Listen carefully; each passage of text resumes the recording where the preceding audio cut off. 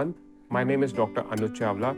I am a foot and ankle surgeon at CK Birla Hospital, Gurgaon and Delhi. So today we are going to talk about what are the key things that you should take care of or that you should actually be concerned about.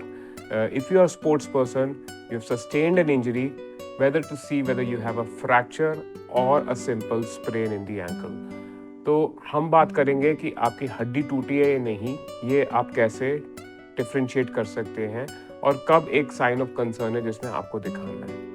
तो जब sports people होते हैं with regards to any sports, be it cricket, football, badminton, table tennis या basketball, ये सारे के सारे जो है इसमें एंकल पे बहुत ज़्यादा पिवटिंग मूवमेंट्स होती है जिसकी वजह से ट्विस्टिंग इंजरीज होना काफ़ी ज़्यादा कॉमन है।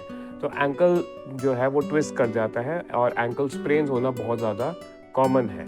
So most of the time जब एंकल स्प्रेन होता है तो उसका treatment generally rest, icing, crepe bandage, elevation और कुछ दवाइयाँ होती है। बट अगर वहीं पे ही कोई फ्रैक्चर हो जाता है तो पेशेंट को प्लास्टर लगता है। तो it is very important for you to understand कि आपको ये कैसे पता चलेगा कि आपको फ्रैक्चर हुआ है या नहीं और आपको कब ऑर्थोपेडिक सर्जन को दिखाना है।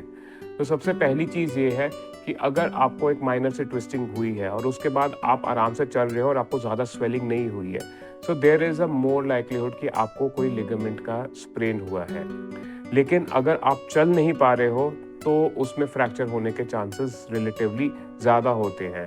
Having said that, this is not really a rule and there are always exceptions because I see a lot of patients जिनको fracture हुआ है but they are still able to walk, and similarly I see a lot of patients जो चल नहीं सकते who are unable to walk और उनको एक सिंपल एंकल स्प्रेन हुआ है।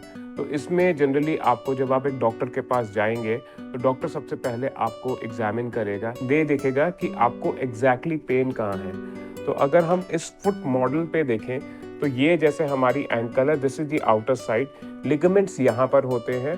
तो मोस्ट कॉमन जो लिगामेंट स्प्रेन होता है वो इसी एरिया में होते हैं। तो अगर आपकी हड्डी टूटी है तो आपको यहाँ पे दर्द होगा, लेकिन अगर आपका लिगामेंट टूटा है तो आपको लिगामेंट के लेवल पे दर्द होगा। ये जनरली ऐसा होता है। तो most of the time the doctor will see and if there is a clinical suspicion कि फ्रैक्चर हो सकता है तो फिर एक्सरे करके देखा जाता है। मैनी ऑफ दीज फ्रैक्चर जिसमें पेशेंट चल पा रहा है दे आर स्टेबल फ्रैक्चर, तो उसमें या तो बूट या वेट बेयरिंग कास्ट लगा के भी हम चला सकते हैं, बट दैट इज समथिंग जो कि आपके जो ट्रीटिंग डॉक्टर है ये उसका डिसीजन होता है। लेकिन अगर फ्रैक्चर ज़्यादा डिस्प्लेस्ड हो तो कई बार उसमें प्लास्टर ही नहीं बल्कि ऑपरेशन की भी ज़रूरत होती है।